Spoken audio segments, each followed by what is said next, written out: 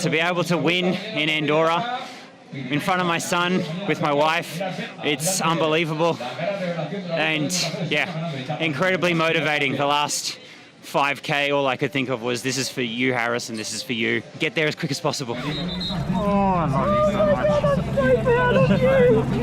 You did it. Oh, I love you, buddy. You don't want to go away. Stage 10 of the Vuelta a España delivered one of cycling's most unexpected turnarounds.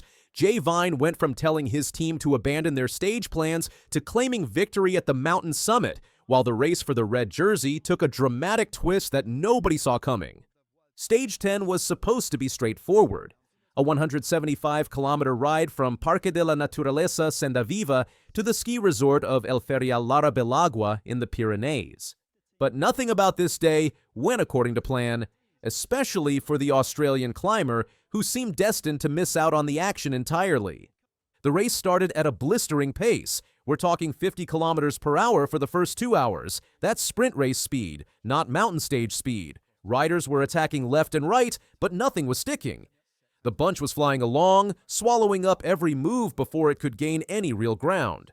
Vine found himself in trouble early. Every time he tried to jump across to a promising group, the peloton would reel it back. After 2 solid hours of this chaos, the 29-year-old got on his team radio with a message that would have made most riders throw in the towel. "Guys, it's not happening," he told his UAE Team Emirates crew. "Save it for tomorrow." But cycling has a funny way of changing in an instant.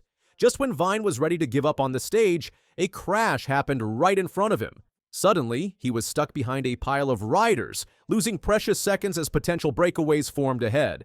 Most riders would have seen this as the final nail in the coffin. Vine saw it as just another obstacle to overcome. For the next 45 minutes, it was pure chaos. Attack after attack, with Vine desperately trying to bridge across to any group that looked promising. His teammate Mikkel Bjerg was doing everything he could to help, but the pace was just too intense. Finally, with about 70 kilometers to go, a massive 30-man breakaway formed, and somehow both UAE riders made it across. Now, here's where things get interesting. This wasn't just any breakaway, it had serious firepower, including mountain specialists and riders hungry for stage wins. But it also had something else, riders who could potentially shake up the overall race standings. While Vine was focused on the stage win and defending his King of the Mountains jersey, there was serious drama brewing behind in the main group. Jonas Vingegaard, the 2-time Tour de France champion, was ready to make his move. He'd already won Stage 9 to close the gap on race leader Torstein Traeen, and now he smelled blood in the water. The breakaway had a solid lead as they approached the day's big challenges.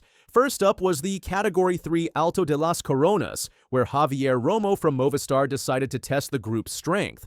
He attacked hard, taking maximum points at the summit, but Vine was right there with him. The Australian wasn't just thinking about the stage. He needed every point he could get to defend his polka dot jersey. Coming off that climb, the group stayed together, but you could feel the tension building. Everyone knew the real battle would come on the final ascent, a brutal 9.9-kilometer climb to 1,590 meters above sea level at the Puerto de Belagua. With about 20 kilometers to go, Belgian rider Alex Seegert decided he'd had enough of waiting. The Lotto rider attacked hard and quickly built a lead of nearly 45 seconds. For a moment, it looked like he might pull off a solo victory. But cycling rarely rewards the first attacker on a long climb. Pablo Castrillo from Movistar was the first to respond, bridging across to Seegert with about 7 kilometers remaining on the climb. The Spanish rider looked strong, and with his local knowledge of these Pyrenean roads, many thought he had the stage sewn up. But they'd forgotten about Jay Vine. The Australian had been watching everything unfold with the patience of a veteran. He later revealed his tactical approach, saying he didn't want to drag everyone up the climb, so he tried playing what he called a bit of possum at the bottom.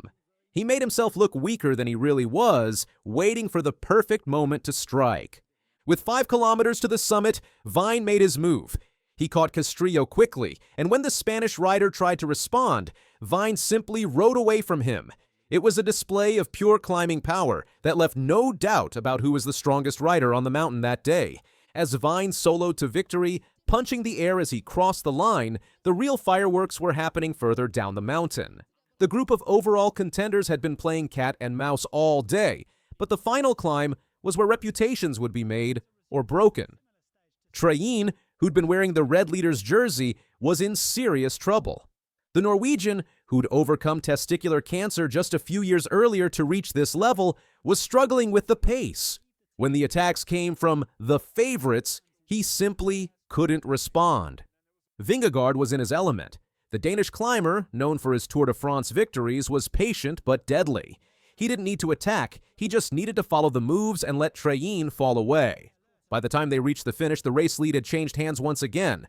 João Almeida, Vine's teammate at UAE, was doing everything he could to gain time on his rivals. The Portuguese rider launched attack after attack on the final climb, trying to distance Vingegaard and the other contenders. But the Dane was simply too strong, matching every acceleration while Traeen suffered behind.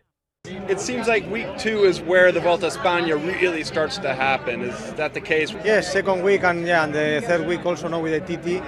I think they will be crucial. I think everyone is holding back a bit in anticipation for the second and third week there, so I think probably there you will have a good idea about the GC and who'll be up for the win here. Do you think Jonas is still the outright favorite to win this race? Yes, I think I cannot really comment how is the other teams. I think, of course, they can. Here we are plan. I think they have Almeida. That I think he is probably the clear GC leader, and I think Ayuso also, like he did amazing performance the other day. Visma look rock solid, you know, like around Jonas. They're always there, always in good position. They support him really well, and it seems like they're being conservative, waiting for later in the race to really make some moves. Whereas UAE, I'm kind of surprised they have strong riders, you know, on the team that they would have tried to get guys higher up in the GC to then try and play the numbers game. So now it seems like they only have Almeida for the GC. And you have Ayuso, Vine, and all these guys are just When the go dust settled, the overall standings had been completely reshuffled.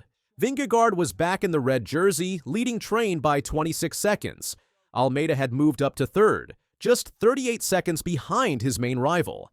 It was the third time in this race that Vingegaard had worn the leader's jersey, showing just how competitive this Vuelta was proving to be. For Vine, the victory was his fourth career stage win at the Vuelta and his second in just 5 days.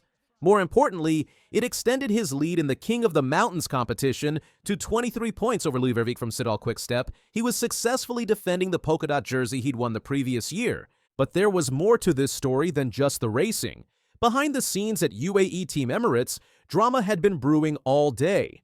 Juan Ayuso, the young Spanish talent, had made some explosive comments before the stage start. He accused his own team of being run like a dictatorship and claimed management had tried to damage his reputation by announcing his contract termination during the race rather than waiting until afterward. Ayuso was leaving UAE at the end of the season, and he wasn't going quietly. His comments created a storm of controversy, with many wondering how it would affect team morale during such a crucial stage of the race. Vine's victory provided the perfect response to all the negative headlines. It showed that despite the internal drama, UAE was still capable of winning races at the highest level. It was their fourth stage victory of this Vuelta, proving their strength in depth. After the stage, Vine was refreshingly honest about how difficult winning really is. Winning is so hard, and it's such an incredible feeling when it happens, he said while warming down on the training rollers. I don't think I'll ever get used to it because it's just unbelievably hard.